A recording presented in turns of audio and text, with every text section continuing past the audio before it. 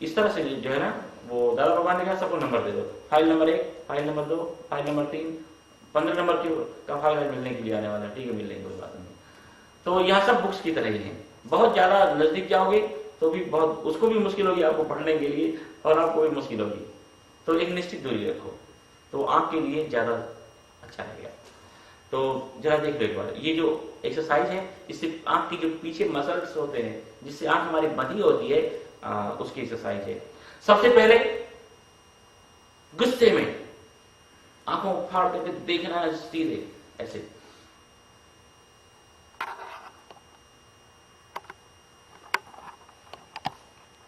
गुस्से में आंखों को ऐसे खोल करके, फ्रॉग आइज, मेढक की आंखों की तरह, जैसे घर में कभी किसी के ऊपर गुस्सा करते हो और देखते हो उसकी तरह, टैक्सी की हेडलाइट की तरह, सीधे एकदम सीधे देखो गुस्सा में। तो गुस्सा करता वाला मुझे और उसके बाद एकदम अब ऊपर देखना है, फेस मूव नहीं करना है, आंखें केवल ऐसे एकदम ऊपर कंप्लीट। उसके बाद एकदम नीचे डाउन, फिर लेफ्ट,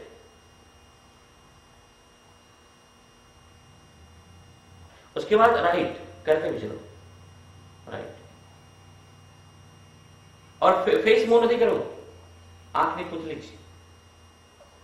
उसके बाद दोनों क्रॉस कॉर्नर में ऐसे इधर ऊपर और ऐसे इधर नीचे, इधर ऊपर और ऐसे नीचे।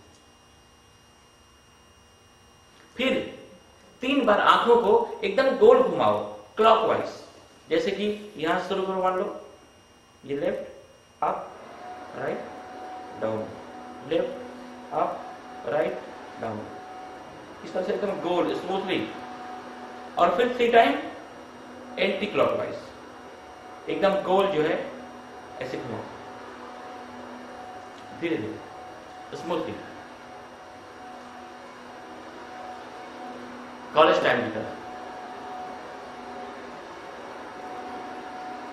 ये आसन करते समय सुखासन में बैठना है? हाँ, सुखासन, कोई भी आसन। पतंजलि ने कहा स्थिरम सुखम आसनम, जिस कंडीशन में आप स्थिरता का अनुभव कर सको और सुख की अनुभूति हो, बहुत ज्यादा शरीर को उद्विग्न नहीं हो, लेकिन कोई भी आसन आप चुनोगे रोज बैठते बैठते बैठते बैठते बैठते बैठते बैठते वो स्थिर भी हो जाएगा और सुखासन भी हो जाएगा। आंखों की एक्सरसाइज हो गई अच्छी तरह, सबकी पूरी हो गई। अच्छा, अब इसके बाद है गले की एक्सरसाइज। तो सबसे पहले ठुड्डी को ना टच कराओ चेस्ट में,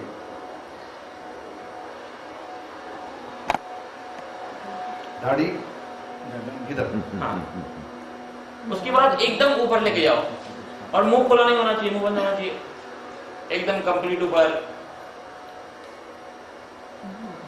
फिर उसके बाद राइट ईयर को राइट शोल्डर पे रखो, शोल्डर को ऊपर लाए बिना। फिर लेफ्ट ईयर को लेफ्ट शोल्डर पे रखो। अब देखो हेड को लेकर के ऐसे जाओ लेफ्ट की तरफ, ऐसे घुमा के, ऐसे जहां तक लेके जा सकते हो। फिर ऐसे ही राइट,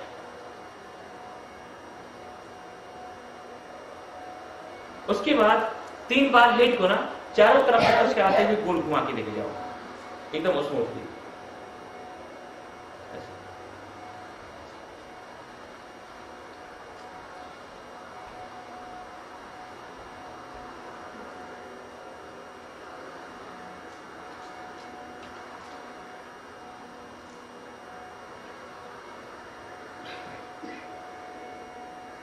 और फिर वैसे ही 3 बार विपरीत।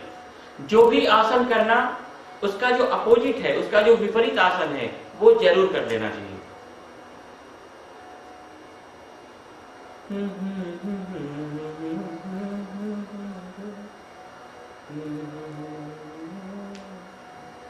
बस गीता का ज्ञान हो, अपने अंदर एक संगीत की मस्ती रखो, भगवान का नशा हो, किसी की परवाह मत करो।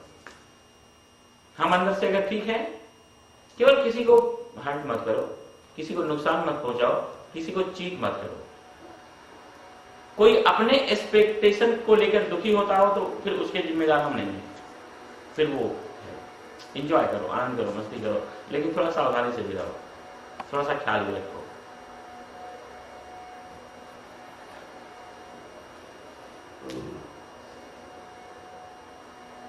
एक फिलोसफी ये भी कहती है, लेकिन वो ठीक फिलोसफी नहीं है। गीता में भी थोड़ा सा ऐसा कहा है कि थोड़ा सा दूसरों के लिए भी जियो।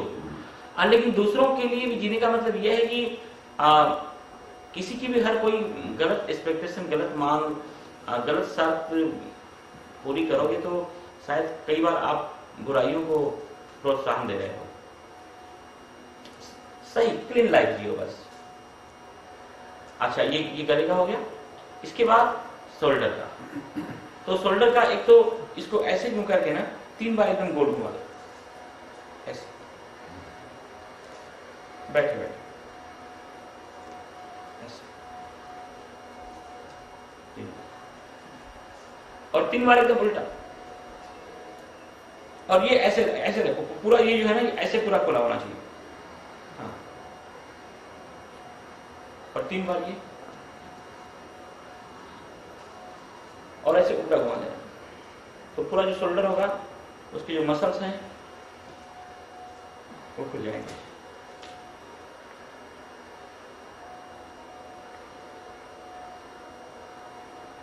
और एक और भी है, वो है जैसे कि यू ऐसे पैर को लंबा करके और सीधे बैठ जाएंगे। अच्छा नहीं आओगे इधर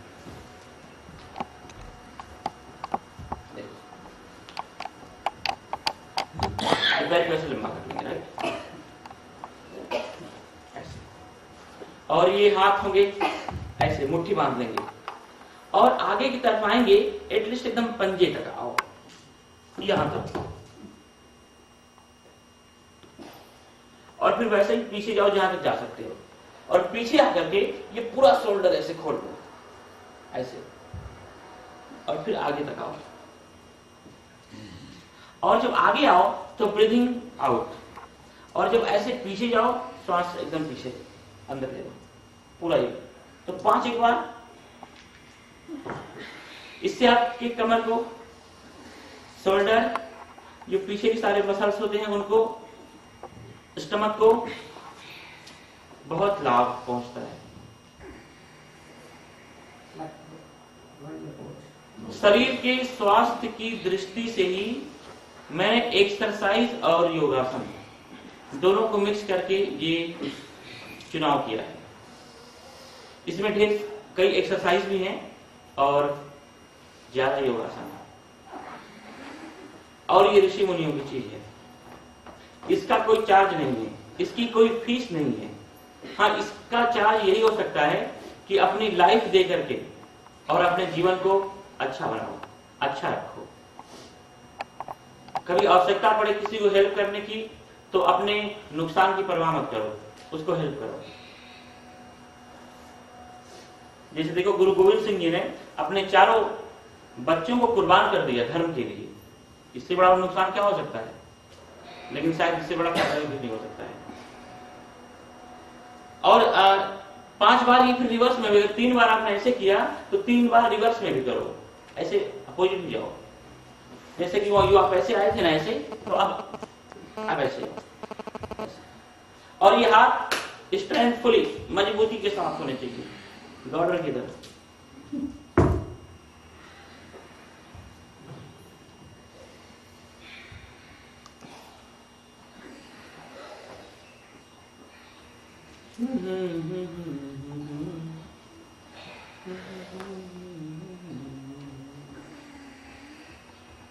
उसके बाद आप बैठ जाओ, ऐसे बैठ जाओ। अब देखो, ये शोल्डर के बाद ना ये आर्म्स का नंबर आया। शोल्डर में ही आर्म्स, रिस्ट, फिंगर तीनों आ गया। तो ये आर्म्स एक बात हम आपको और भी बता दें कि भगवान ने हमें 2 शक्ति दी है। एक दी है इच्छा शक्ति और दूसरी दी है संकल्प शक्ति। और शरीर की जो शक्ति है वो तो शारीरिक शक्ति है ही। शारीरिक शक्ति से कहीं बहुत ज्यादा पावरफुल है इच्छा शक्ति और संकल्प शक्ति। बहुत बहुत उसमें बहुत बहुत पावर है। तो अपने मन की शक्ति को यहां रखना है, इच्छा शक्ति को, संकल्प शक्ति को यहां रखना है।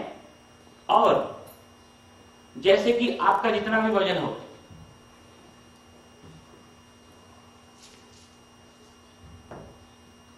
समझो कि उतने वजन का कोई आप सामान उठा रहे हो, और वैसे ही उतनी ही ताकत जो है वो लगनी चाहिए।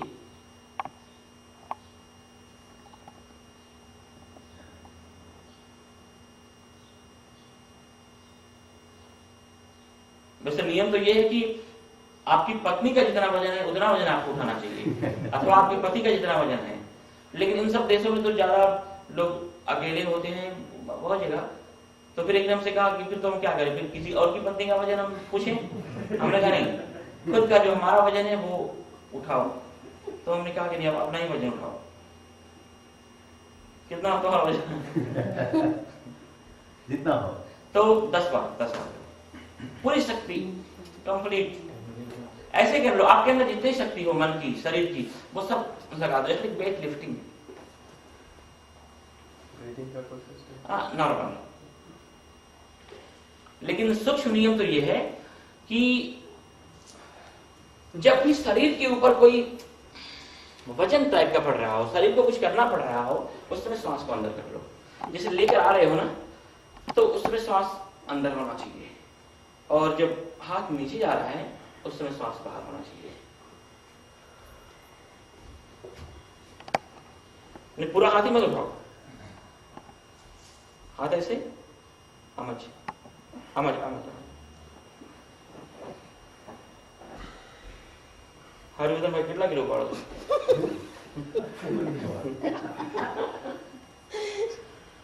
कर मरो। रोहित भाई कितना केजी? रोहित लकी 10 बार।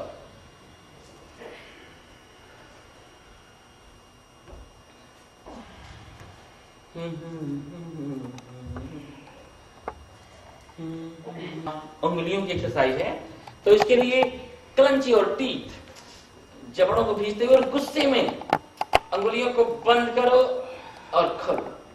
किसी के ऊपर भी कल दिन भर का जो गुस्सा हो उसको इसमें निकाल दो। समझो वो आदमी टमाटर की तरह आज आपकी मुट्ठी में है, उसका बस भरता बना डालो। पूरे सप्ताह का गुस्सा किसी पर चढ़ा हो ना, तो बस इसमें उतार दो। इससे कभी भी पैरालिसिस नहीं होगा, नेवर। ये करने से कई बार वो कुछ हाथ की नसें खराब होती है तो डॉक्टर एक देते हैं, कुछ वो ब्रेक की तरह बैठे बैठे लोग ऐसे, या कुछ गेंद की तरह होती है वो ऐसे ऐसे ना लोग यूं करते रहते हैं, तो वही बीमारी नहीं होगी। और खास करके पैरालिसिस हो जाता है जब बॉडी और ब्रेन का कनेक्शन टूट जाता है तब। तो इससे जो आपके मस्तिष्क और शरीर का कनेक्शन है ना, वो जबरदस्त बना है।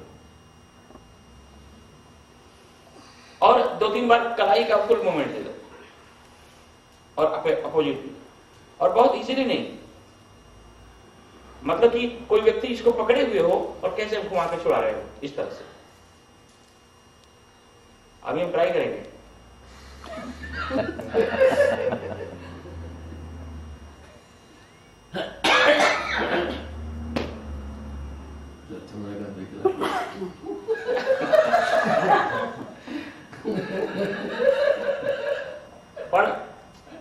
એટલું ઈઝી नहीं। हाँ, अब घूम पड़ा धीरे धीरे ताकत लगाइए। कोई पकड़ी नहीं हुआ ना छूटे। भरतनाट्यम पर अच्छी ताकत आपको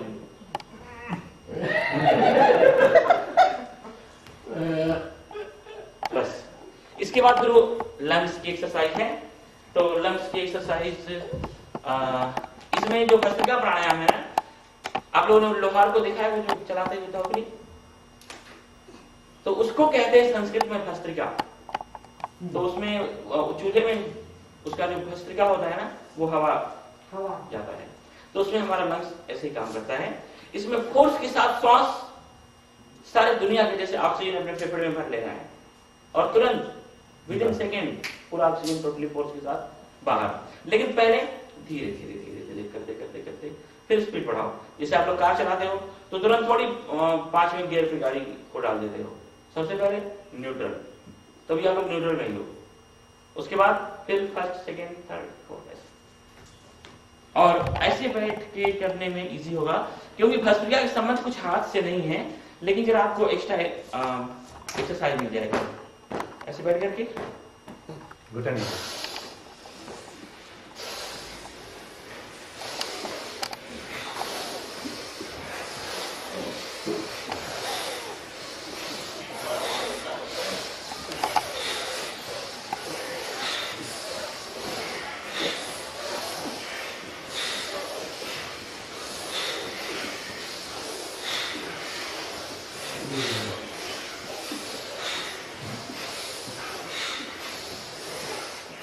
आराम, रिलैक्स आसन, थोड़ा सा एकदम रिलैक्स हो जाओ।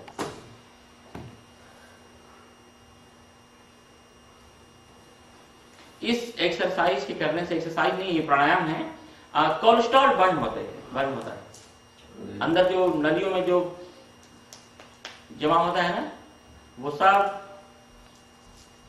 धीरे धीरे खत्म होता है। इसका मतलब नहीं कि ये भी करो और जो भी खाना हो वो भी खाते रहो और परवाह भी नहीं करो। साल में एक आध बार टेस्ट भी कराते रहो कि कैसा मामला है अंदर का, एक आध बार और कर लो।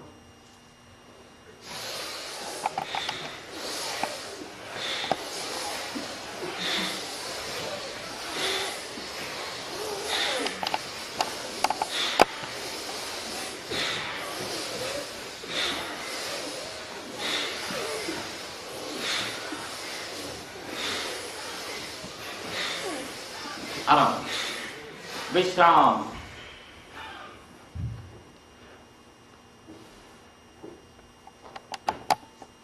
इस समय वज्रासन बहुत अच्छा रहेगा सबके लिए।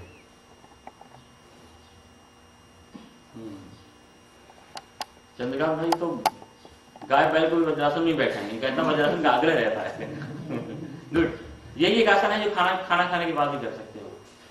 और इससे करने से एक्चुअली क्या होता है कि हमेशा बैठने के लिए ना वो ज्यादा बहुत आवश्यक है कि सीधे बैठो। और इस आसन में आप जैसे कि आप सुखासन में बैठ करके ऐसे बैठ सकते हो ना, नहीं बैठ सकते हो। इसमें ऐसे नहीं बैठ सकते हो आप, ऐसे बैठ करके देखो जैसा बैठते जनरली ऐसे, इसमें नहीं सकते, आपको ऐसे बैठना पड़ेगा। तो स्पाइनल कॉर्ड सीधा होता है। दधीची ऋषि ने इसी आसन में कहते हैं कि हजारों साल तक तप करके अपने हड्डियों को वज्र जैसा बना लिया, तभी इसी आसन का नाम पड़ गया वज्रासन। मजबूती आती है इस आसन के करने से। और भोजन की बात करने से पाचन अच्छा होता है, लेकिन ठीक से खाना खाया हो तभी।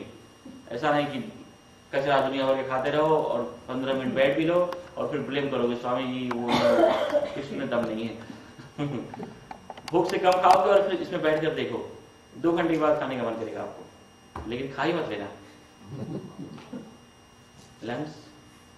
इसके बाद एक हठ योग में एक आसन आता है। हठ योग की ज्यादा इसमें कुछ नहीं करना है, बस इसका एक ही पोजीशन आप करो। कंप्लीट टोटल ब्रीदिंग, श्वास जो है ना वो एकदम बाहर निकाल करके स्टमक को अंदर खींचो, स्टमक को अंदर खींचो,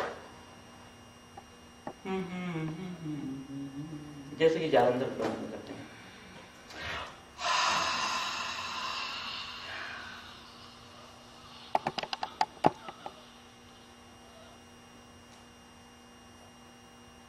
श्वास लेना नहीं, एक ही बार में 5 सेकंड लगे, 10 सेकंड लगे, 15 सेकंड लगे, 20 सेकंड लगे, कंप्लीट टोटल सब श्वास बंद नहीं, बाहर उसके बाद फिर लेना नहीं है, बाहर श्वास को रखो और स्टमक को केवल अंदर खींचो, बस अंदर सक करो, बस अंदर सक करो। और अंदर सक करके जितनी देर तक रख सकते हो उतनी देर तक रखो। फिर आपको बहुत घबराहट होने लग जाएगी, आपको लगेगा श्वास लेना ही पड़ेगा, फिर वापस श्वास ले लो, फिर कोई बात नहीं है, फिर थोड़ा सा बॉडी रिलैक्स हो जाए, फिर वैसे ही वापस एक ही बार में।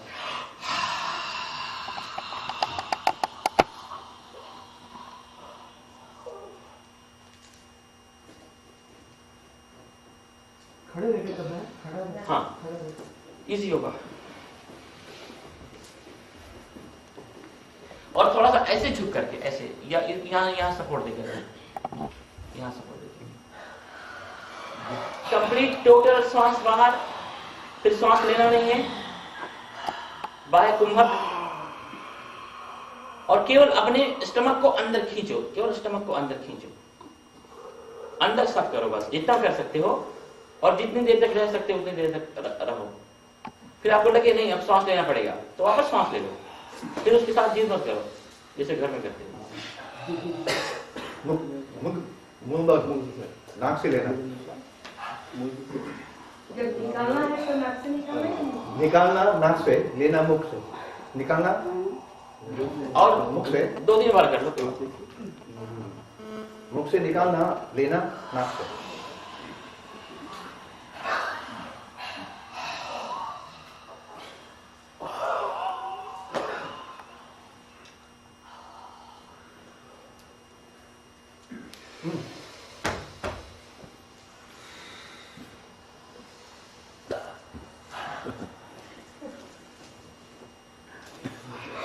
મૌન થઈ જાવ થોડી વાર. મારા ગામના વડીલ છે, મોટા ભાઈ છે મારા, એટલે મારથી કહેવાય આમ થોડો મૌન થઈ જાવ, હું રેકોર્ડ કરું છું એટલે.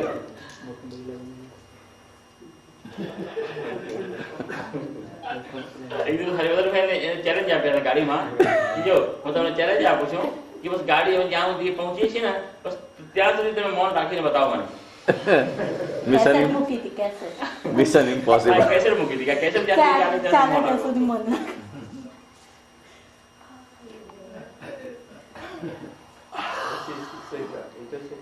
या इससे अंदर के सिस्टम मजबूत होते हैं, बहुत लाभ है इससे, बहुत लाभ है। तो इंटेस्टाइन का है। फिर अच्छी बात एक्चुअली रियल में तो फिर इसकी दूसरी पोजीशन है, जब 2-3 महीने तक ऐसा करोगे ना और ऐसे आपने किया है तो जिस घुटने पर पूरे बॉडी का भार दोगे वो आते उधर भाग जाएंगी, यहाँ दोगे आते दूसरी तरफ भागेंगी, तो ऐसे आते आपकी मुंह करेंगे धीरे धीरे, जैसे भार देते जाओगे और आंतों का चालन होगा, ये भी बहुत ज्यादा लाभप्रद है। अच्छा इसके बाद हो गया। अच्छा इसके बाद है स्वामी जी एक दफा पुराव दिखाओ ना, ऐसे ऐसे करते हो आप दिखाओ। अच्छा अभी एक्चुअली क्या है कि हमारे बॉडी पर ना वो फैट की ब्लैंकेट है, तो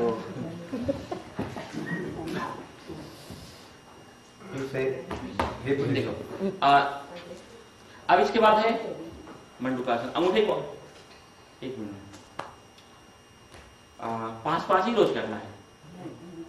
देखो आज हम लोगों ने किया सूर्य नमस्कार, सूर्य नमस्कार करने के बाद ब्रेन एक्सरसाइज, आंख की एक्सरसाइज, गले की और शोल्डर में आराम से फिंगर आ गया, तो इतना ही करना है। हम लोग 2 एक्स्ट्रा कर लिया।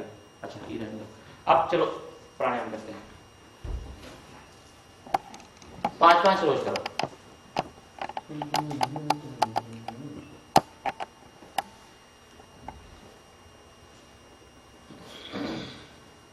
एक बात ये भी बहुत याद रखने जैसी है, लिखने जैसी है, और लिख करके याद करने जैसी है, या फिर याद करके लिखते रहो, कैसे भी हमारे वो जहन में बात होनी चाहिए।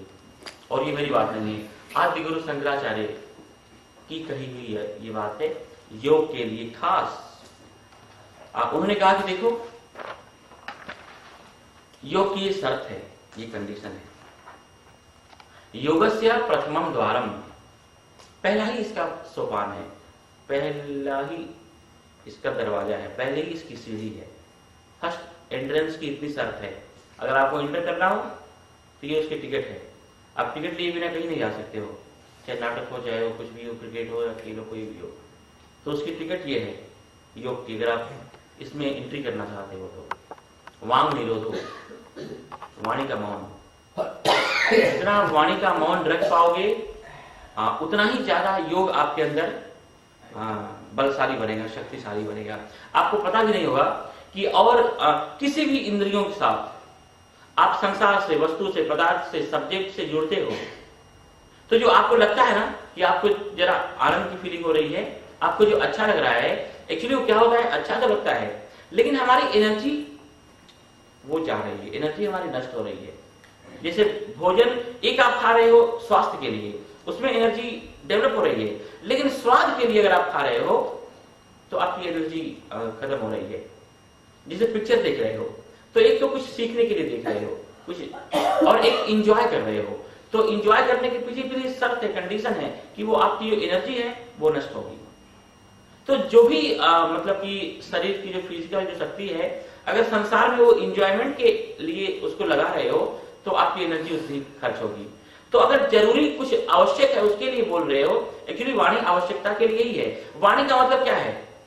कोई नहीं समझ पा रहा है इसलिए आपको बोलना पड़ रहा है। तो इसलिए भगवान ने जीभ बनाई है। एक बार भगवान बुद्ध आए उपदेश देने के लिए, तो बस वो पूरा का पूरा उनका जो सत्र था वो 2 घंटे बस केवल मौन बैठे ही रहे, कुछ बोले ही नहीं। तो वो जब उठकर जाने लगे तो उनके जो बड़े अंतेवासी भिक्षुक थे आनंद ने कहा कि भंते आज आपने कुछ देशना नहीं दिया, आज आपने कुछ उपदेश प्रवचन नहीं किया। तो उन्होंने कहा कि देखो आज का उपदेश ही के लिए हमारा मौन था। जो हम कहना चाहते हैं आज जो सुन सकता है वो ऐसे भी सुन लेगा, और जो नहीं समझ सकता है, नहीं सुन सकता है, वो हमारे बोलने के बाद भी नहीं समझ सकता है। बोलने से सबसे ज्यादा एनर्जी हमारी खत्म होती है, हमारे सेल्स टूटते हैं बोलने से। तो शास्त्रों में तो भगवान ने न बोलने को, मतलब कम बोलने को, आवश्यकता अनुसार बोलने को ही तप कहा है, तपस्या बताया है। तो अगर बिना बोले आपका काम चले तो चुप रहना अच्छा है, नहीं काम चले तो जरूर बोलो, मतलब अनावश्यक ना बोलो। अनावश्यक कई बार विनोद हो, आनंद हो, मस्ती हो तो कोई बात नहीं है। ऐसा मत बोलो कि उसमें से कलह, किसी को बुरा लग जाए, किसी को तकलीफ हो, उससे अच्छा है मौन रहना। तो बोलना बहुत ज्यादा एक्स्ट्रा बोलना जो है ना वो कच्चेपन की निशानी है। देखो खिचड़ी जब तक वो खरबत खरबत करती रहती है मतलब वो पकी ही नहीं है, और जब खिचड़ी पक जाती है ना तो उसमें से आवाज आनी बंद हो जाती है, बराबर से वो खरबत खरबत खरबत करना। तो बहुत बोलने का मतलब है कि कच्चेपन की निशानी है। आप लोग सोचे कि हम तो चुप बैठे हुए, आप ही बोल रहे हो। तो शंकराचार्य ने कहा वाम निरोधो, वाणी का जब तक संयम नहीं आएगा। और देखना वाणी का संयम आ जाएगा अगर, पहला शब्द है वाणी का संयम। उसके बाद जो दूसरी इंद्रियां हैं वो ऑटोमेटिक धीरे धीरे सब संयम में आ जाएंगी। अगर आपका लक्ष्य अध्यात्म की तरफ रहा तो। नहीं तो कई बार हमने ऐसा भी देखा है कि नहीं बोलने वाले लोग खतरनाक भी होते हैं, लेकिन फिर उनका अंदर से जो टारगेट होता है संसार का होता है, किसी को चीट करना, वो हिपोक्रेसी और अंदर की बातों को ना एकदम ऐसे गुप्त रखना। इसलिए इस चीज का बहुत ज्यादा पहले इस्तेमाल करते थे कुटिलता में, जो साम दाम दंड भेद होते थे, जो राजाओं की नीति होती थी उस चीज में। चाणक्य 6 સુધી પોતાનો અંતર ની પ્લાનિંગ કોઈ बताया नहीं, हमारी प्लानिंग सोचे। तो लेकिन बहुत क्लीनता नहीं, निर्मलता पूर्वक अंदर से एकदम क्लीन हो और वांग निरोध हो। अपरिग्रह, शंकराचार्य ने कहा दूसरा है अपरिग्रह। अपरिग्रह का अर्थ होता है वस्तुओं का परित्याग, लेकिन वस्तुओं पदार्थों का परित्याग मन से, बाहर से छोड़ने का मतलब नहीं है बाहर से आपने छोड़ भी दिया लेकिन इंटरेस्ट मन बार बार वहां जा रहा हो। जैसे उपवास करके दिन भर फिर खाने का ही विचार है, दिन भर वो आप किचन में ही चक्कर लगाते रहो। उससे अच्छा है जितना शरीर को चाहिए भोजन कर लो, फिर बाद में अच्छे विचार करो। तो छोड़ने का मतलब मन से, अंदर से जो उसके प्रति अटैचमेंट है, जो आसक्ति है, वो खत्म होनी चाहिए। ज्यादातर जो त्याग है साधुओं का वो उनको पथभ्रष्ट इसलिए करता है कि बाहर से तो उन्होंने परिग्रह का त्याग कर दिया, कोई चीज उनके पास नहीं है, लेकिन अंदर से उनका रस बना हुआ है, अंदर से उनका इंटरेस्ट बना हुआ है। तो भगवान ने कहा छोड़ना है तो अंदर से छोड़ो, सन्यासी बनना है तो अंदर का सन्यास लो। अंदर से व्यवहार के लिए ठीक है, वस्तुओं का इस्तेमाल किया, फिर बार बार उसके साथ दिमागी कनेक्शन नहीं होना चाहिए। अपरिग्रह, वांग निरोधो अपरिग्रह। निरीहा, निरीहा मतलब कोई इच्छा नहीं किसी से, अनावश्यक इच्छा नहीं होनी चाहिए। देखो एक नीड है, एक डिजायर है, एक नीड और एक डिजायर। नीड को फॉलो करो, डिजायर का तो कोई अंत ही नहीं है, राइट। निरीहा, अनावश्यक इच्छा के घोड़े मत दौड़ो, शेख चिल्ली की तरह। चौथी वस्तु निराशा। निराशा मतलब किसी से भी एक्सपेक्टेशन मत रखो। ये भी नहीं कि हमारे बारे में अच्छा सोचे, वो नहीं सोचेगा, क्योंकि उसके अपने संस्कार हैं, जन्म जन्म के जो साथ में लिए हुए आ रहा है।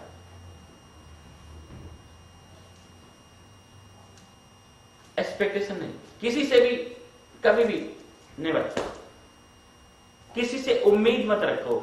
अगर सुख से जीना चाहते हो, चैन शांति अमन से मस्ती से जीना चाहते हो, तो आपने किसी से भी कोई उम्मीद लगाई, कोई एक्सपेक्टेशन किया, मतलब आप डिस्टर्ब हो जाओगे। कोई और देखो, ये आदत पड़ जाएगी तो जीने में बड़ा आनंद आएगा, बहुत जीने में आनंद आएगा। अभी एक परिवार का बोस्टन में वो लोग अभी डिवोर्स की फाइल देने वाले थे, डिवोर्स के लिए फाइल करने वाले थे। तो उनके यहाँ हम एक दो बार ठहर चुके हैं। हमने कहा देखो जरा एकदम एक्सपेरिमेंट बता रहे हैं करके देखो, और वो ये है कि अपने घर में रहो, कोई संबंध मत रखो, जैसे कैसे पेइंग गेस्ट होते हैं इस तरह से एक दूसरे से उम्मीद वसूल मत रखो, कोई उम्मीद ही मत रखो। समझ लो कि एक ही छत के नीचे दो मेहमान पेइंग गेस्ट की तरह रह रहे हो, और कोई उम्मीद नहीं, कुछ भी नहीं।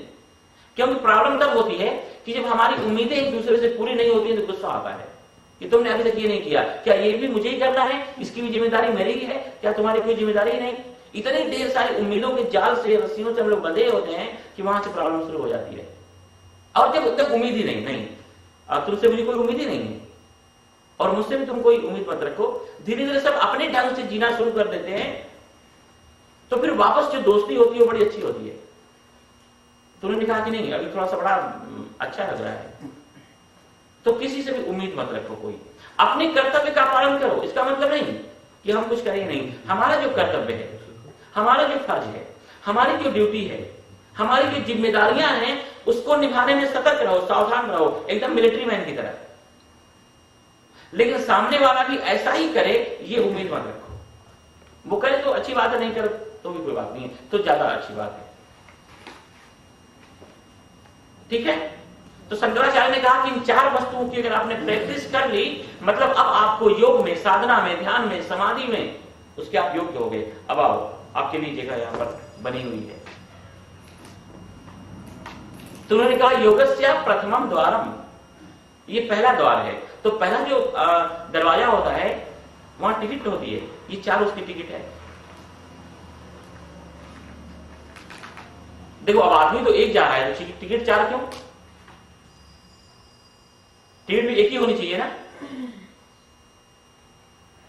तो एक्चुअली सच में तो ये है कि अध्यात्म से संबंध हमारा शरीर का नहीं है, हमारे अंतःकरण का संबंध है। और अंतःकरण में चार वृत्तियां होती हैं, मन, बुद्धि, चित्त और अहंकार। तो ये सबका एक एक के साथ कनेक्शन है, ये मुझे अभी सूझा, और ये सच है। समय नहीं है वरना हम बताते कि किसका संबंध किसके साथ है। मन, बुद्धि, चित्त और अहंकार। वांग निरोधो, वांग निरोधो का संबंध है मन के साथ। मन से अगर मौन हो जाओ तो वाणी मौन हो ही जाएगी। कई बार लोग बाहर से मौन होते हैं, लेकिन अंदर से जो है ना बस वो मन के लावे फोड़ते रहते हैं। मैंने तो देखा है लोग मौन होते हैं और गुस्सा करते रहते हैं, ऐसे वो गुस्सा करते रहते हैं। एक बहन तो लंदन में, उनको ऐसा लगता है कि जोर से बोलना ही मौन को तोड़ना है। तो एक बार मैंने उनको फोन किया तो उन्होंने कहा कि मारू मौन छे, आप जाओ। तो उन्होंने कहा बहुत धीरे बोलते हैं तो उसमें मौन नहीं टूटेगा। तो क्या होता है कि कई बार लोग वो दो छोटा की जीभ से नहीं बोलते, 5 किलो का माथा हिला के तो सब बोल के रख देते हैं। मौन का मतलब जब मन मौन हो जाए। वाणी तो ठीक है एक यंत्र है, लेकिन मन से मौन हो जाना ही, जब अंदर से ये भाग दौड़ धमाल कम हो जाएगी तो फिर ये इंद्रियां हैं सारी धीरे धीरे, कोई प्रॉब्लम इसमें नहीं है। तो पहली कंडीशन क्या है योग की? वाणी का मौन। वाणी का मौन, वाणी का मौन मतलब धीरे धीरे सभी इंद्रियों के ऊपर संयम हो। दूसरी चीज अपरिग्रह। अपरिग्रह मतलब अंदर से कहीं भी अटैचमेंट का ना होना, डिटैच। बाहर से व्यवहार के लिए आनंद करो, मस्ती करो, लेकिन अंदर से तो जब भी समय मिले अपना एकांत साध लो। वांग निरोधो अपरिग्रह। ठीक है। योगस्य प्रथमम द्वारम वांग निरोधो, वाणी का मौन। दूसरी चीज अपरिग्रह। अपरिग्रह मतलब अंदर से वस्तुओं का त्याग करो, बाहर से नहीं। बाहर से त्याग का बहुत मूल्य नहीं है। अपरिग्रह। निरीहा। निरीहा मतलब कोई इच्छा मत रखो। आज भोजन में आज भी आपको दाल स्वादिष्ट ही मिलेगी, इसकी इच्छा मत रखो। और निराशा चला, कोई एक्सपेक्टेशन किसी से भी नहीं, कोई उम्मीद नहीं। लेकिन एक वस्तु और आ गई, उन्होंने कहा नित्यम एकांतशीलता। 5 वस्तु हो गई, 5 टिकट है। नित्यम हमेशा अंदर से एकांत को साधते जाओ। और ये बहुत मुश्किल है, लेकिन असंभव नहीं है। देखो ये वैसे ही है जैसे कई बार आप लोग कभी अकेले बैठो, एकांत में बैठ रहे हो, तो भी अंदर से तो भीड़ भाड़ में ही होते हो ना। बाहर से एकांत में बैठने के बावजूद भी आप लोग अंदर से तो भीड़ भाड़ में ही होते हो। उसी तरह से ऐसा भी हो सकता है कि भीड़ भाड़ में होने के बावजूद भी आप लोग अंदर से एकांत में हो सकते हो। नित्यम एकांतशीलता। योगस्य प्रथमम द्वारम। योग का जो प्रथम द्वार है उसकी पहली टिकट है वांग निरोधो, वाणी का मौन। अपरिग्रह, डिटैचमेंट। और निरीहा च, कोई इच्छा मत रखो। जो हमारे लिए अच्छा होगा भगवान वो सिचुएशन, वो हालात हमारे लिए रहेंगे। और निराशा, नो एनी एक्सपेक्टेशन, किसी के लिए भी, किसी के प्रति भी। और नित्यम एकांतशीलता। रोज, प्रतिदिन, हमेशा अंदर से एकांत का मंदिर बनाओ। क्योंकि जब भी कोई इंपॉर्टेंट काम करना होता है ना, वो भीड़ में नहीं हो सकता। देखो, उसके लिए एकाग्रता चाहिए, उसके लिए एकांतशीलता ही चाहिए। आप लोग भीड़ भाड़ में पढ़ भी नहीं सकते हो।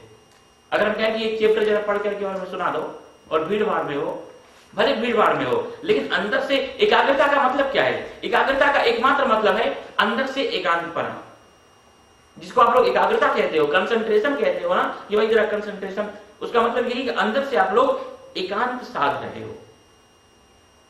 हमारी बात समझाए छे?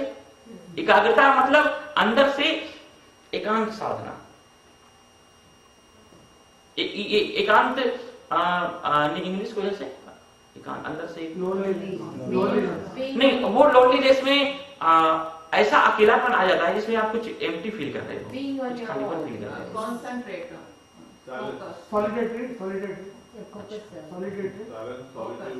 टोटल अंदर से एकदम एकांत हो जाना, एकांत। एकांत। अब बाहर की भीड़ भाड़ आपको डिस्टर्ब नहीं कर रही है।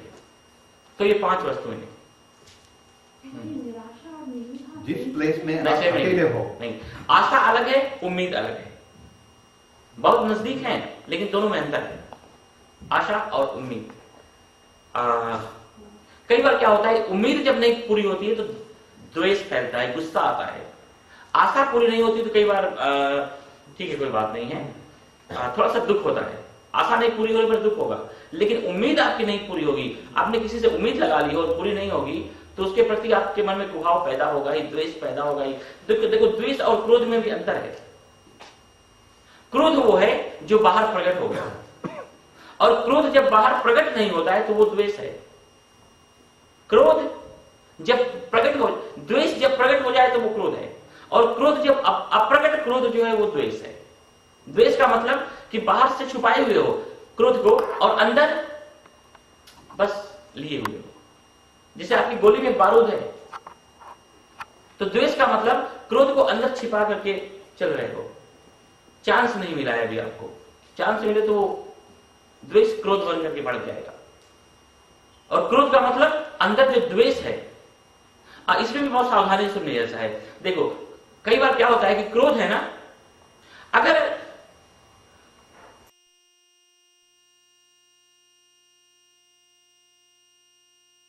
उसके आगे का 5 कर लेते हैं और फिर बैठ करके प्राणायाम को साधने की कोशिश, प्रयत्न, उद्योग, पुरुषार्थ।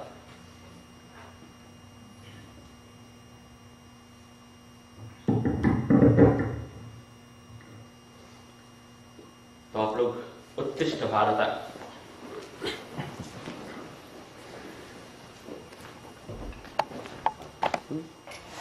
अब लोग नेक्स्ट टाइम आइस तो संस्कृत में बोलते हो। હું લઉં તમારે કરવું હોય તો એને કરવા દો એને કરવા દો હવે તમે જ કરો મારે હું કરીશ એક્સરસાઇઝ હવે બધું આન્સર કરવું પડે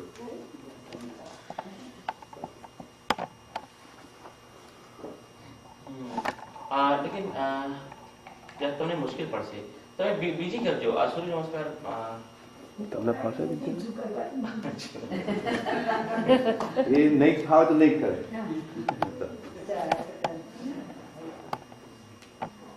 आप लोग हाथ जोड़ के, उसके बाद धीरे धीरे हाथ को ऊपर ले जाओ, फिर 4-5 सेकेंड ऐसे ही अपने आप को ऊपर जरा खींचो, श्वास अंदर फेफड़े में भर करके ब्रीथिंग इनहेल और पीछे जाओ जितना जा सकते हो।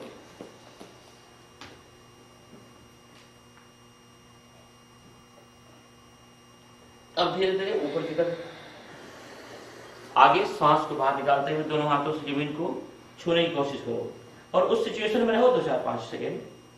उसके बाद फिर राइट पैर जो है एकदम पीछे जाने दो, कंप्लीट पीछे, और हाथ की पोजीशन ऐसे, जरा हाथ बाहर खोलो, आगे खोल बाहर। उसके बाद हेड को टच कराओ जमीन में और ऊपर की तरफ देखो पीछे आकाश में ऐसे। फिर दूसरा वाला पैर भी पीछे और कमर को और भी ऊपर ले जाओ। ये हुआ माउंटेन आसन, पर्वत आसन, और धीरे से ऐसे निकलने की कोशिश करो नीचे से होते हुए ऊपर की तरफ। या ग्रेट, वेरी नाइस। उसके बाद फिर वही पैर जो आगे था, फिर से हेड को टच करो जमीन में और ऊपर की तरफ देखो और खड़े हो जाओ। देखो आम नाम है, देखिए उन लोगों ने जवाब मारा।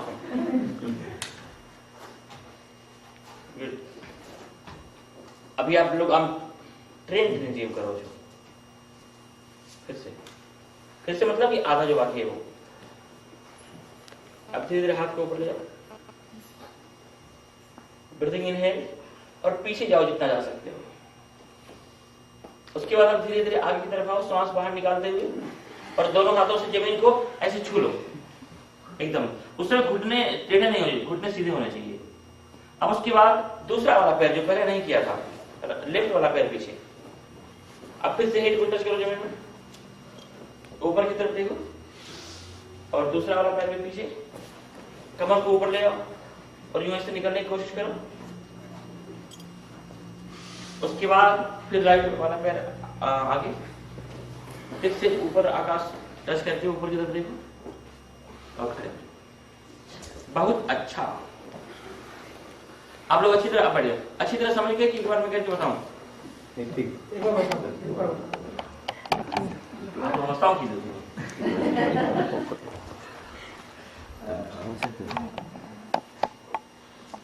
देखो, लेकिन अभी आप समझ गए हो, वही बात है, कुछ खास नहीं। एकदम अच्छी तरह से बॉडी का बैलेंस बना करके और एकदम फिर ऐसे ही ऊपर, उसके बाद पीछे जाओ जितना जा सकते हो।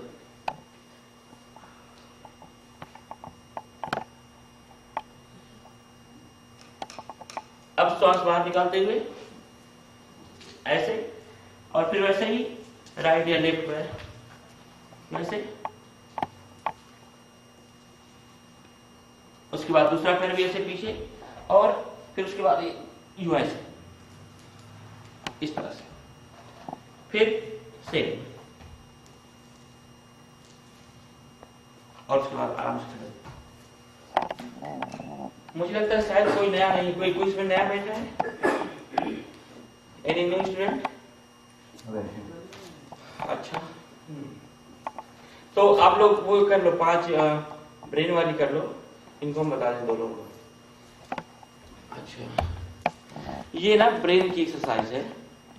इसमें अंगूठे से पहले सुन लो, कान को यहाँ लॉक कर देते हैं, ठीक है, ऐसे बाहर से ही।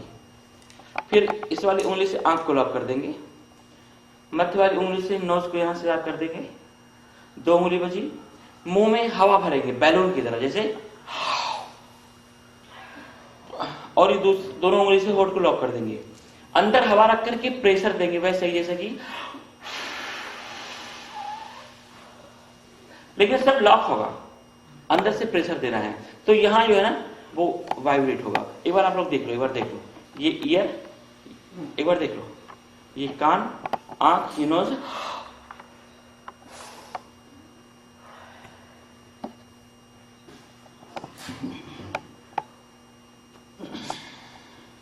जितनी देर की आपकी बॉडी कैपेसिटी है उसके अनुसार जस्ट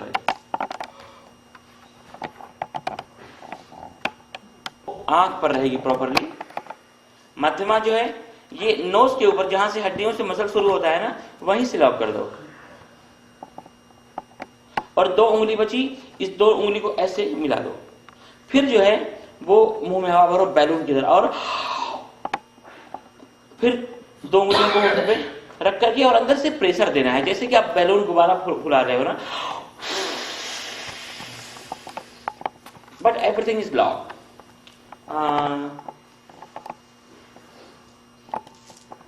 लोगों ने आइए यहाँ पर भी आ सकते हैं। ये दोनों आ जाएंगे। हाँ। आप इधर कुछ करवा देंगे। ब्रेन का हो गया। एक बार और कर लो तो ये लोग साथ ज्वाइन हो जाए। Brain exercise. नहीं, हाँ, no no no no no, अंगूठे नहीं, हाँ राइट, बीच वाली उंगली नोज पर, नीचे की 2 होठ पर।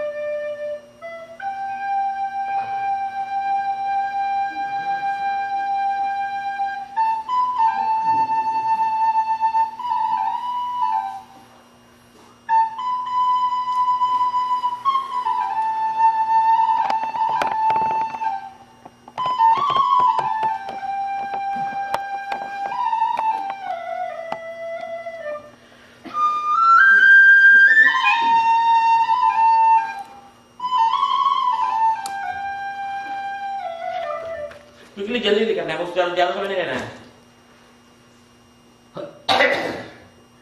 इसके बाद आंख वाले एक्सरसाइज, एक बार ही करो, 3 बार नहीं। गुस्से में देखो सामने, जैसे कि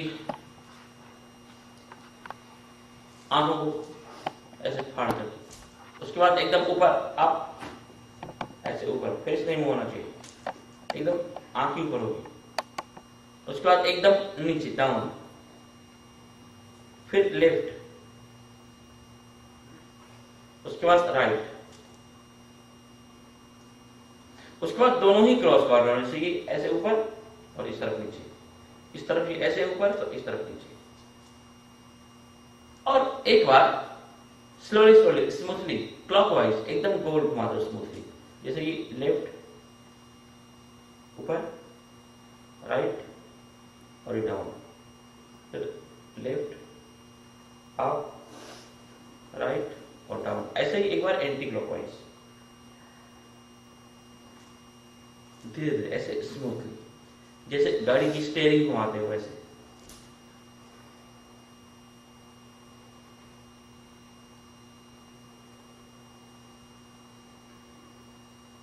हो गया। उसके बाद गले की एक्सरसाइज ग्रीवा। सबसे पहले ठुड्डी को चेस्ट में टच करो, उसके बाद एकदम पीछे लेके जाओ हेड को, उसके बाद राइट ईयर को राइट शोल्डर पे, शोल्डर को ऊपर लाए बिना और मुंह खुला नहीं होना चाहिए।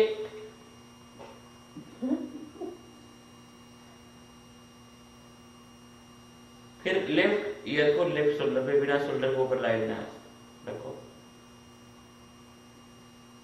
फिर एक बार अपने गर्दन को लेके लिफ्ट की तरफ जाओ। ऐसे देखो, कहां देख सकते हो पीछे, वाह। ऐसे राइट तरफ एकदम पीछे देखो।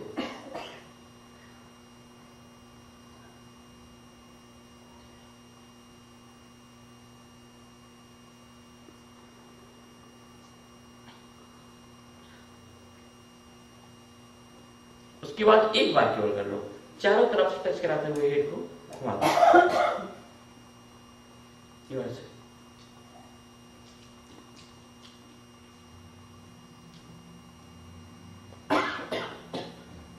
उसके बाद उसके विपरीत एक बार,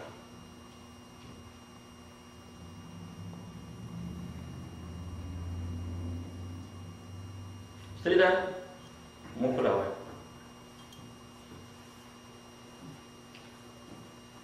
क्लोज माउथ, दांत बंद, लिप्स बंद, मुंह बंद। बस इसके बाद शोल्डर, तो यूं ऐसे करो, एकदम ऐसे, इस तरफ एकदम ऐसे, और 3 बार ये ऐसे घुमा दो पूरा शोल्डर ऐसे।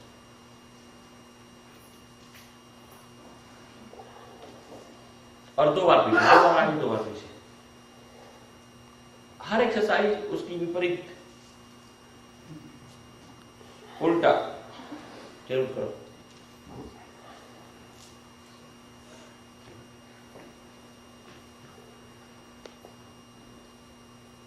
और वो भी है ऐसे, पैर को सीधा करके और हाथ एकदम सीधा स्ट्रेट और सांस मजबूती के साथ, और सांस बाहर निकालते हुए एटलीस्ट आओ ये यहां पंजे तक आओ, पंजे तक। फिर वैसे भी जहां तक जा सकते हो आओ, पीछे तक क्या है, फिर वैसे आ गया। 2 बार कर लो। सुनी जाओगे।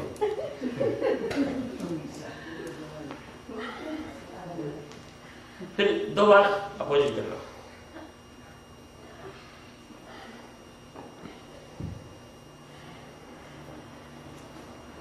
तो कलावन 6 वर्ष जूना स्टूडेंट छो हमारा क्लास का, बराबर છે? તમે એકદમ બિલકુલ રેગ્યુલર પર આવો છો।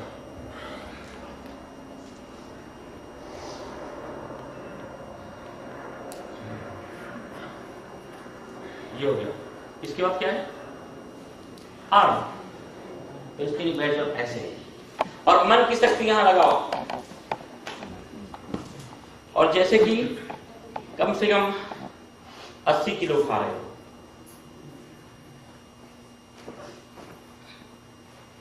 और धीरे धीरे विद फीलिंग उतनी ही शक्ति लगनी चाहिए, और फिर वहीं से धीरे धीरे धीरे धीरे नीचे।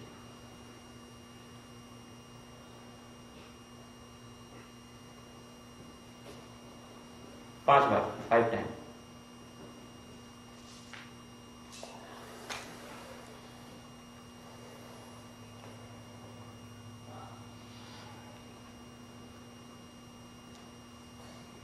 નીતાબેન કેટલા કિલો પાડો છો? 50 કિલો।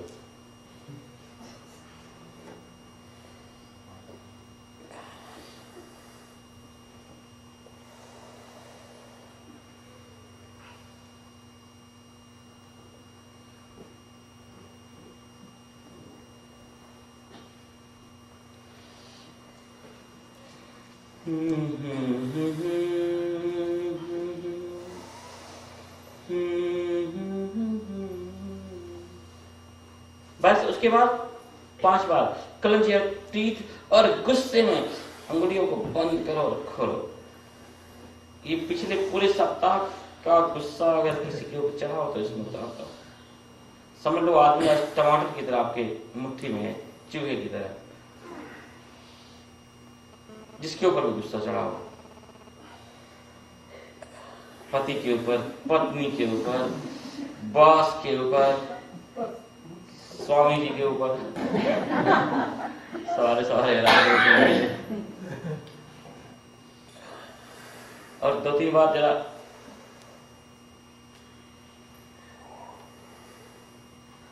और जबड़ों को बंद करके दबा रहा है, खोल करके ऊपर नहीं।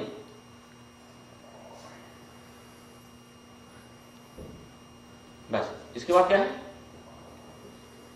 लंग्स 10 बार कर लो।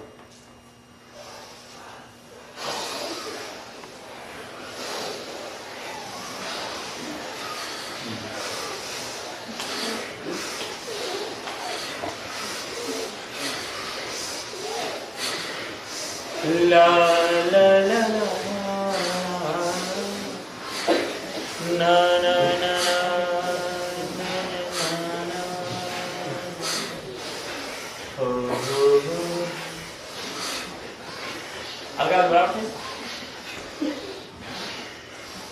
मैं लग समझने की थी जरा आप हमारा तो नहीं लग मैं बैठा करता था।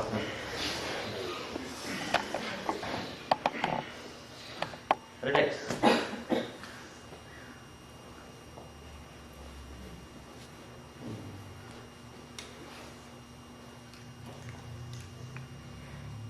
मंडूकासन करो, नौली मत करो। कुछ सोना जागना खाना पीना रेगुलर नहीं है।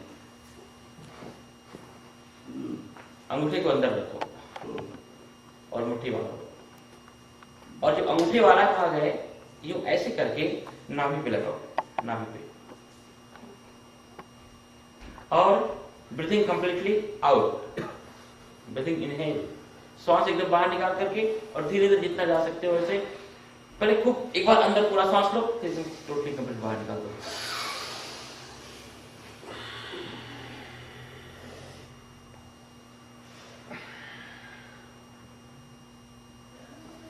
जितना धीरे धीरे आगे आ सकते हो ना उतना आगे आओ, तेज रहने दो। और ऊपर देखना है, लुकिंग फ्रंट। ऋचा सामने जाओ।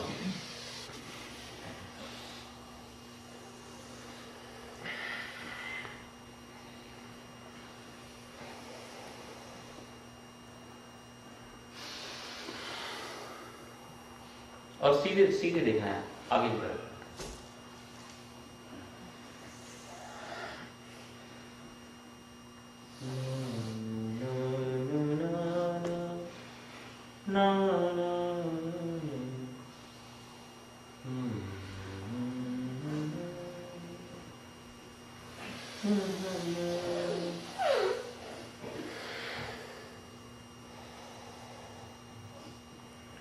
उसके बाद है कपालभाति प्राणायाम। जैसे कि भस्त्रिका प्राणायाम में फोर्स के साथ श्वास अंदर लिया और फोर्स के साथ हमने बाहर फेंका है, कपालभाति में केवल फोर्स के साथ श्वास बाहर फेंकना है और इजीली ले लेना है, एकदम इजीली, बहुत इजीली। और जिसमें श्वास को बाहर फेंको उसमें अंदर स्टमक जाएगा।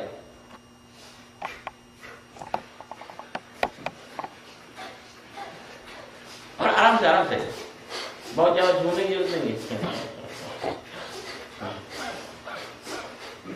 एक ही बार में ना कंप्लीट सांस, भले 2-4-10 सेकेंड लगे, कंप्लीट सांस बाहर फेंकने की बात है।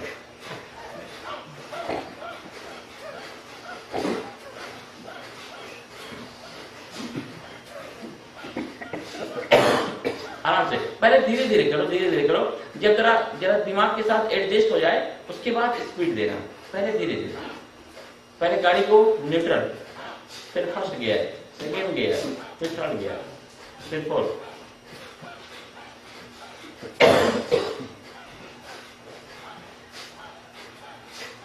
पहले धीरे धीरे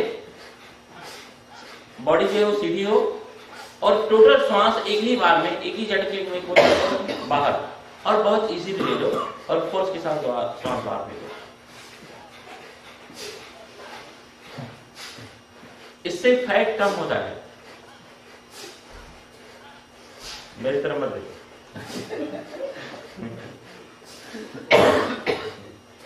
हम 700 परिवारों में भोजन करते हैं। अगर एक फैमिली की तरफ से अगर 50 कैलोरी भी गिनो तो कितना होता है? 750 कैलोरी। और जब शरीर कहे कि नहीं बस इनफ, तो रिलैक्स। उसके बाद पश्चिमोत्तासन कर लो, पैर को वैसे ही लंबा,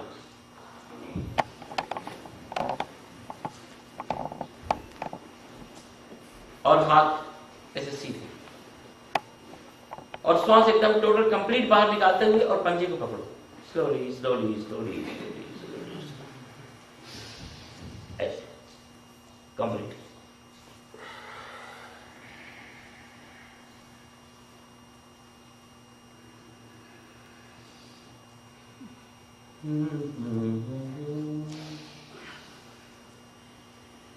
और देखो जब समय हो तो 10 बार कर लिया करो इसको। इसमें बहुत लाभ है।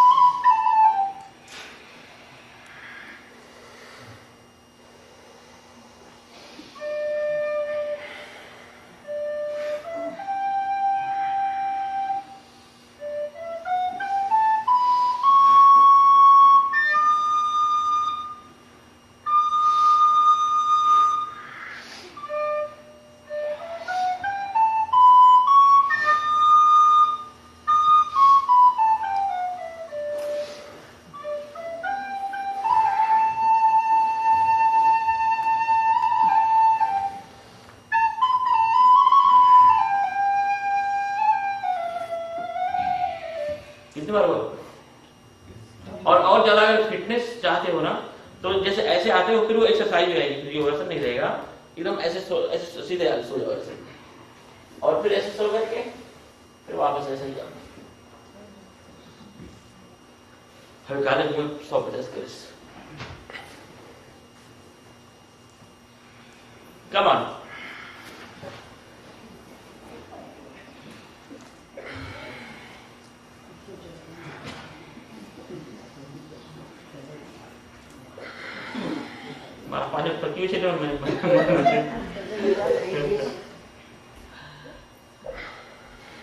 नीचे जाते समय श्वास लेने का, बाद में निकालने। हाँ तो देखो ये शरीर का विज्ञान समझ लो, श्वास का ब्रीदिंग का। जब भी बॉडी आपकी जाए आगे की तरफ श्वास बाहर, जब भी बॉडी पीछे आए श्वास अंदर।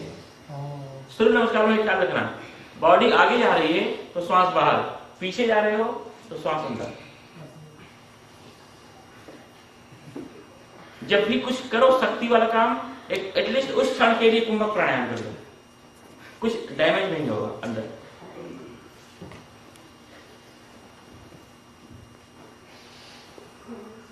किसी को हेल्थ का बहुत शौक है, 100 बार रोज कर लो तो एकदम रहोगे ऐसे ही स्ट्रांग, मजबूत। अब देखो यहां तक आते आते ना एक्चुअली कुल 10 एक्सरसाइज हो जाती है पश्चिमोत्तासन तक आते आते। जैसे कि पहले हम लोगों ने किया सूर्य नमस्कार, राइट, फिर किया ब्रेन, उसके बाद आंख, आंख के बाद ग्रीवा गले का, गले के बाद शोल्डर, राइट। अब शोल्डर पास हो गया, उसके बाद भस्त्रिका प्राणायाम, भस्त्रिका प्राणायाम के बाद हम करते हैं वो नौली, उसके बाद मंडूकासन, मंडूकासन के बाद कपालभाति, और ये हो गया पश्चिमोत्तासन। 10 हो गया। अब 10 आने के बाद जरा देख लो, कुछ आसन ऐसे हैं जो ये पेट के बल सोकर करने वाले हैं, और कुछ आसन ऐसे हैं जो पीठ के बल सोकर करने वाले हैं। ये थोड़ा समझ लो। अब पेट के बल जो सोकर करने वाले आसन हैं ऐसे, उनमें है शलभासन, अभी करते हैं।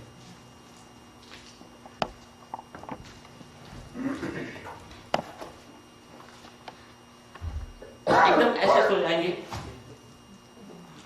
इस तरह से, और ये जो है ना इसका सपोर्ट देंगे अपने ये जांघ पे, थाइस यहां ऐसे, और नाभि से ही ये पोजीशन ठीक नहीं है, नाभि से ही ना पूरे आधे बॉडी को, शरीर को जो है वो ऊपर करना है इस तरह से, इसको यूं ऐसे सपोर्ट दे करके, और नाभि से ही, पेट से ही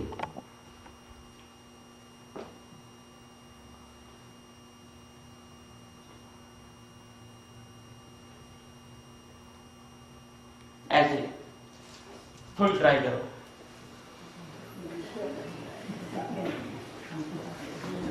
हथेली को रखो यहां अपने थाइस पे सपोर्ट के लिए, और नाभि से ही पूरे दोनों पैरों को, और घुटनों को मोड़ो नहीं, हेड जमीन पे, हाँ या गुड, बोर्ड नीचे ना करो, माथा नीचे रखो, जो सर है वो जमीन पे रखो, सर जमीन पे, और नाभि से ही पूरे वो जांघ को, घुटनों को, पैर को ऊपर उठा के रखने की कोशिश करो।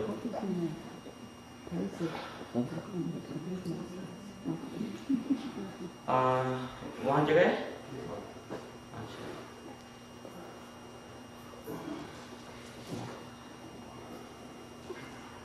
और आपका शरीर क्या है कि बस करो, तो उसमें रहने देना।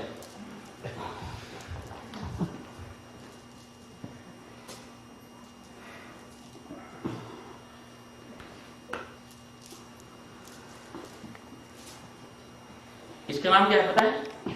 शलभासन। शलभ कहते हैं वो एक टिड्डा करके आता है प्राणी, शलभ, जो बरसात के दिनों में इतना बड़ा बड़ा निकलता है, और वो एकदम ऐसे ही पीछे से दोनों पैर उठा के पंख उसके ऐसे उठते हैं, और बरसात में ज्यादा होते हैं।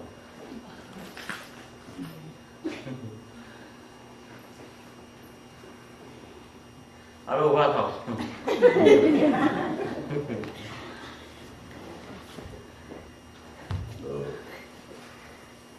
शलभासन के बाद है धनुरासन।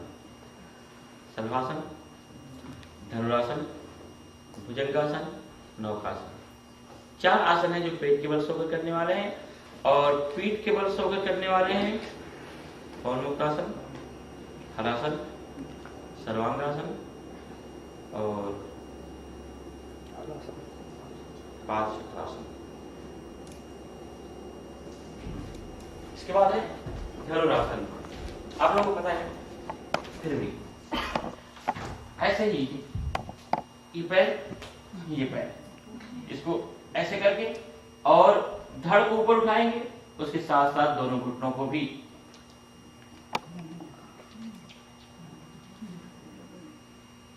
ऐसे कोशिश। श्वास इनहेलेशन कैसे, इनहेलेशन एक्सहेलेशन? श्वास को नॉर्मल रखो, नॉर्मल रखो, वो बहुत इंपॉर्टेंट है। हाँ, लेना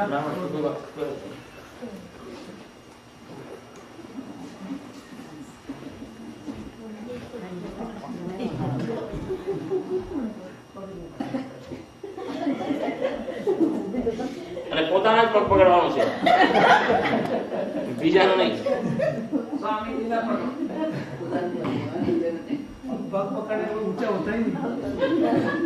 પકડાતો જ નથી પગ. આ મેથીના થેપલા છે, 30-40 વર્ષથી ખાવામાં લાગી.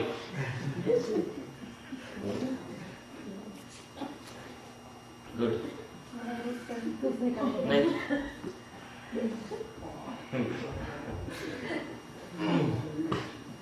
બસ બસ.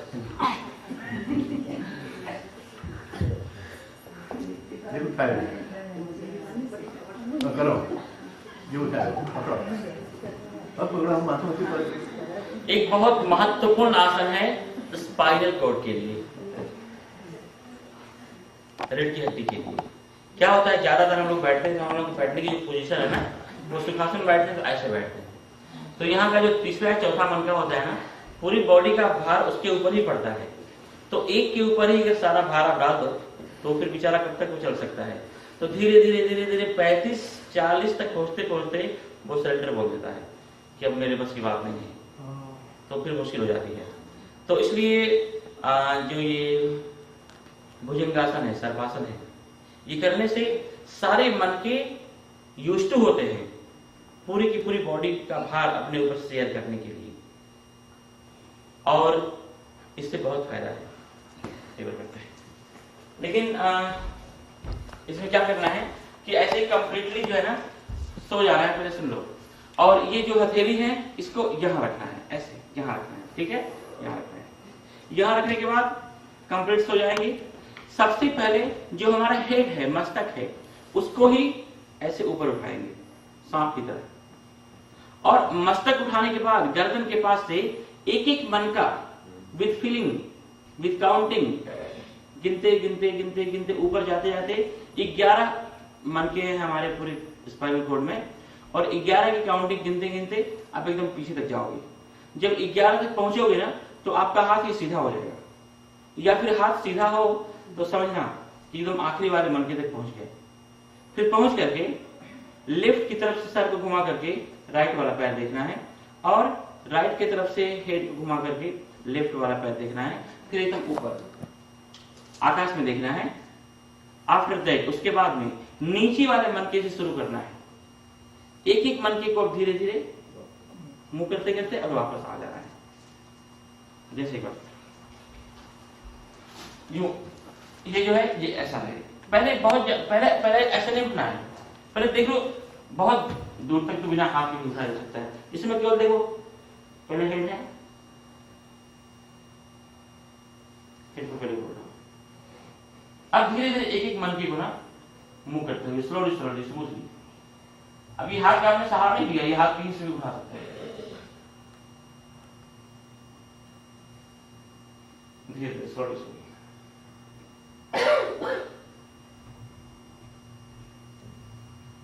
उसके बाद इधर से हेड को घुमा करके, फिर इधर से हेड घुमा करके दूसरा वाला पैर, फिर ऊपर की तरफ।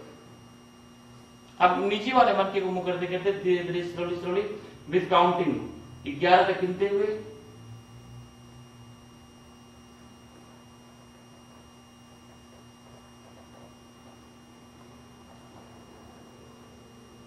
फिर वापस आओ। एक बार कोशिश करो।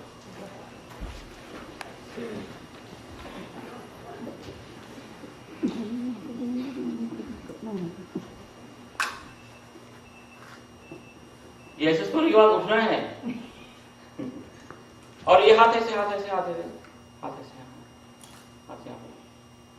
पहले हेड को ऊपर करना है, फिर धीरे धीरे with feeling, with counting, slowly slowly 11 तक गिनते गिनते हाथ को सीधा कर लेना है। हाथ एकदम सीधा, हाथ सीधा, हाथ सीधा, और झटके के साथ नहीं, एकदम धीरे धीरे। फिर राइट की तरफ से लेफ्ट वाला पैर देखो, और दोनों पैर मिले होंगे, दोनों पैर मिले होंगे सर्पासन, सांप की तरह। सांप की कैसे पूंछ दो भागों में थोड़ी बटी होती है।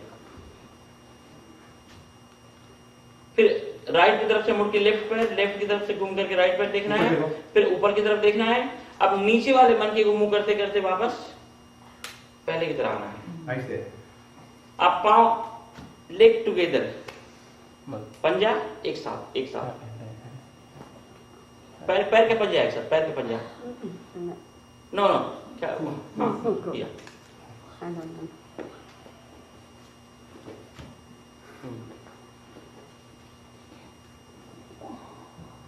इससे कभी भी आपको स्पाइनल कॉर्ड की कोई जिंदगी में प्रॉब्लम नहीं होगी। बैक पेन है वो ठीक हो जाएगी, या एब्सोल्युटली ठीक हो जाएगा, एक महीने में ठीक हो जाएगा। किसी को प्रॉब्लम हो और करे तो आप बॉडी कितनी एफोर्ड कर रही है वो देखो। अच्छा, जबरदस्ती कुछ नहीं करना है। और हाथ को बहुत ऐसे भी रखने की जरूरत नहीं है।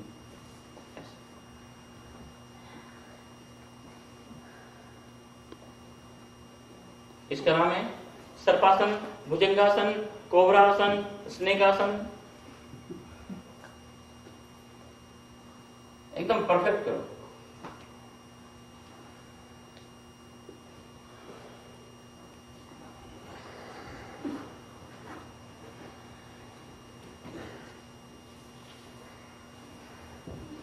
हो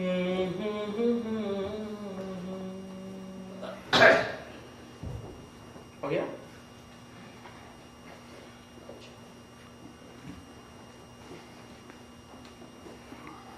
एक आसन और है जिसका नाम है नौकासन, लेकिन ये आपको ज्यादा अच्छा कंफर्टेबल होगा जब धनुरासन की तरह करके ही और थोड़ा सा अपने आप को बॉडी को रोल करो,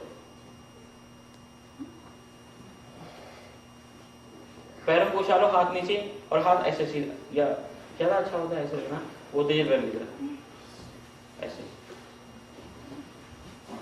पैरों को उछाल करके, हाँ गुड लगा भाई।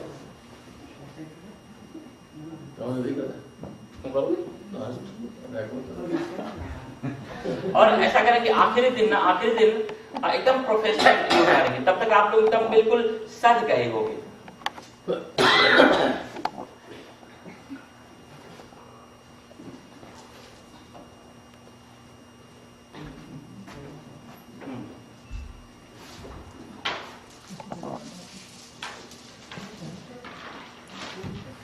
देखो ये इसको ऐसे सपोर्ट करना है, ऐसे पहले देख लो।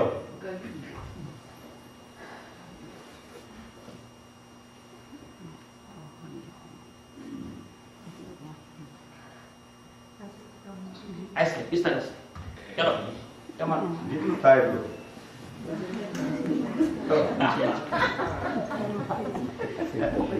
शरीर नहीं बाप, तनु बोलता है।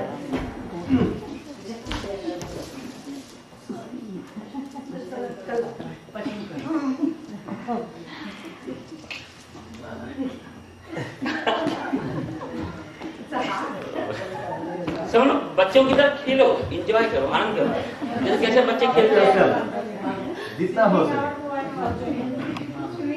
सब लोग 5 मिनट के लिए आप स्मॉल चाइल्ड बच्चे हो गए। चलो बुजुर्ग है, थकी गए ना, साइड में करो।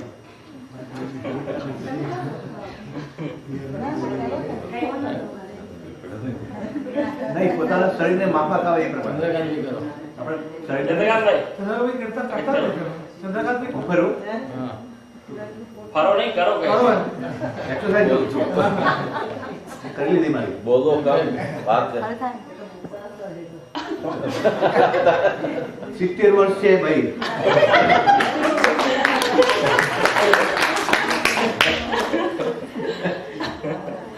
એટલું થાય એટલું बरोबर से हमारे भी हो जाते अब देखो पश्चिमोत्तासन के बाद कुछ आसन ऐसे हैं जो पीठ के बल से होकर करने वाले हैं, कुछ आसन ऐसे हैं जो पेट के बल से होकर करने वाले हैं। पेट के बल से होकर करने वाले आसनों में से कौन कौन सा है? शलभासन। शलभासन के बाद धनुरासन, धनुरासन के बाद भुजंगासन, और भुजंगासन के बाद ये नौकासन। 4 हो गए, राइट? अच्छा, अब इतने आसन ऐसे हैं जो पेट के बल से होकर करने वाले, पीठ के बल कल हम बताएंगे। उसमें ये पैरों के लिए है चक्रासन, उसके बाद कौरमुक्तासन, सर्वांगासन, सर्वांगासन के बाद है हलासन, और उसके बाद ये नीज और टोस। ठीक है, तो अभी हम लोग क्लियर करते हैं प्राणायाम।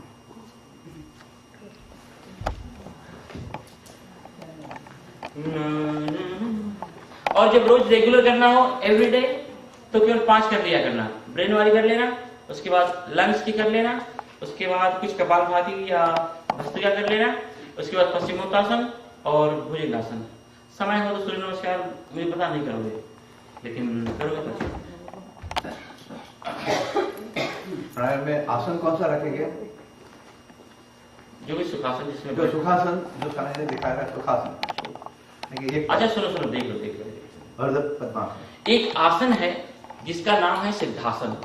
सिद्धासन अपने आप में साधना करने के लिए इतना अद्भुत आसन है, ज्यादा फेमस है, प्रचलित है समाज में पद्मासन, लेकिन पद्मासन से भी ज्यादा अच्छा है साधना करने वालों के लिए सिद्धासन। क्योंकि उसका कारण यह है कि हमारी जो एनर्जी का जो केंद्र है ना, वो है नाभि चक्र, जहाँ की कुंडली शक्ति उसके थोड़े से नीचे निवास करती है। तो ज्यादातर, अधिकतर, प्रायः जो हमारी एनर्जी है वो अधोगामी होती है, नीचे की तरफ ही उसकी फ्लोइंग होती है। क्योंकि अगर आप क्रोध आपको आया, क्रोध में भरे तो एनर्जी अधोगामी हुई, लोभ में भरे तो एनर्जी अधोगामी हुई, ज्वेलसी में भरे, वासना में भरे किसी भी प्रकार के विकारों में भरे तो एनर्जी नीचे की तरफ भागती है। देखा होगा जब आपको गुस्सा आएगा ना तो लोग पैर पटकते हैं, बच्चे भी दोनों पैर एक साथ पटकने लग जाते हैं, तो एनर्जी वो अधोगामी होती है। जब हम कुछ अच्छी फीलिंग में होते हैं, अच्छी फीलिंग में होते हैं, कई बार कोई बच्चा आपको बहुत अच्छा लगेगा, ऐसी प्रेम की अवस्था जिसमें वासना नहीं हो, तो देखना उस बच्चे को छूने का मन करेगा। ऐसे किसी व्यक्ति को भी आप मिलते हो, जो हैंडशेक करते हो ना, वो हाथ क्यों उड़ जाते हैं? मतलब कि आप प्रेम की फीलिंग में हो, स्नेह की फीलिंग में हो, अच्छी फीलिंग में हो, इसलिए एनर्जी का स्रोत जो प्रवाह है वो ऊपर की तरफ है। लोग एक दूसरे को पकड़ के हाथ करते हैं, ऐसे हाथ जोड़ते हैं, इस तरह से प्रणाम करते हैं। तो जब भी हम अच्छी फीलिंग में होते हैं तो हमारी ऊर्जा ऊर्ध्वगामी होती है, और जब भी हम खराब फीलिंग में होते हैं हमारी ऊर्जा अधोगामी होती है। 90% हमारी ऊर्जा अधोगामी ही होती है, तो वो यूज्ड टू हो गई होती है नीचे की तरफ भागने के लिए। तो सिद्धासन लगाकर बैठने से हमारी जो ऊर्जा है, जो उसको आदत पड़ गई है अधोगामी होने की, वो वापस यूटर्न लेकर के और ऊपर की तरफ धीरे धीरे धीरे धीरे धीरे धीरे वो चढ़ती है। तो ज्यादातर घर में अगर आप अकेले रहो, कोई मेहमान नहीं हो, तो उस समय सिद्धासन में बैठना ज्यादा अच्छा है। कुछ नहीं तो ठीक है, आप अगर टीवी देख रहे हो तो टीवी देखो, लेकिन सिद्धासन में बैठ करके देखो। तो ये जो फिजिकल काम है ये तो बॉडी करेगी। जैसे कि आप नहाते हुए भी अगर बर्फी खाओ तो मीठी तो लगेगी, ऐसा नहीं कि पानी ऊपर डाल रहे हो तो फीकी लगने लग जाएगी। या कहीं जा रहे हो बाहर और कुछ चॉकलेट खाया तो वो तो मीठी ही लगेगी। तो इस तरह से सिद्धासन बहुत सर्वश्रेष्ठ आसन है। इसको हम देखें पहले आपको बता,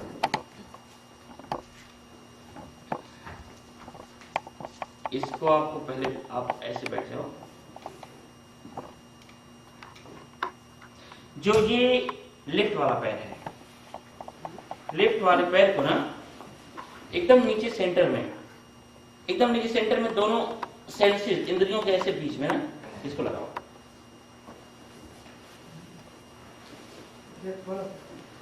एकदम सेंटर में खींच, एकदम सेंटर में बीच में दोनों ट्राई करो, ऐसे लगा दो।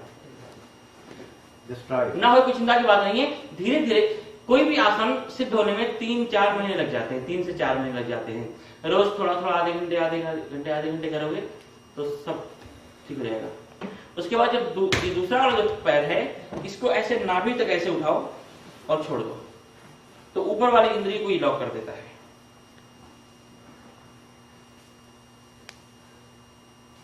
और फिर उसके बाद ऐसे ऐसे बैठ जाओ। अब सिद्धासन में बैठ करके आप ऐसे नहीं बैठ सकते हो, ये आप ऐसे ही रहोगे, सीधा ही बैठ। और चाहो तो यूं हाथ ऐसे भी कर सकते हो या यूं हाथ ऐसे भी कर सकते हो। देखो, आसन से ध्यान का कोई बहुत लंबा चौड़ा रिलेशन नहीं है, लेना देना नहीं है। शुरुआत में, शुरुआती दौर में आसन का ध्यान रखना पड़ता है, लेकिन बाद में तो ऐसी स्थिति आती है कि शरीर कहीं पड़ा होता है और आत्मा तो कहीं परमात्मा में विलीन हुई होती है। कोई फिर शरीर के साथ आत्मा का, मन का कोई लेना देना नहीं होता है। ऐसे ऐसे योगियों को हमने देखा है जो कभी उनको हमने देखा ही नहीं किसी आसन में बैठे हुए, लेकिन जिस स्थिति में वो बैठते हैं वही अपने आप में एक आसन हो जाता है। सोए हुए हो, लेटे हुए हो, कैसे भी हो, अपनी मस्ती में बैठे हुए हो, लेकिन उनकी चित्तवृत्ति तो एकदम बिल्कुल सर्वथा परमात्मा में जुड़ चुकी होती है। फिर इसका कोई प्रश्न नहीं है, फिर कोई इसकी चिंता नहीं है, कोई प्रॉब्लम नहीं है। ठीक है, तो ये हो गया ये सिद्धासन। इसमें बैठ करके कुछ भी शारीरिक भी क्रिया करते हो तो आपकी बॉडी में एक इलेक्ट्रिकल शक्ति पैदा होती है। कंघी लेकर 25 बार बालों में घुमाओ, उसमें एक चुंबकीय शक्ति पैदा हो जाएगी। छोटे छोटे टुकड़ों का उठा लोगे, तो आप जब ऐसे बैठ करके मंत्र जप करोगे या ध्यान करोगे, कुछ भी करोगे, चैंटिंग करोगे, तो आपके बॉडी में एक एनर्जी, एक इलेक्ट्रिसिटी, एक इलेक्ट्रिकल पावर, ऊर्जा पैदा होगी, क्रिएट होगी। तो वो नष्ट ना हो जाए। आसन हमेशा कुछ वॉल्यूम का रखना, नहीं तो पृथ्वी में ग्रेविटेशन है, वो आपकी एनर्जी को, ऊर्जा को जो है खींच लेती है।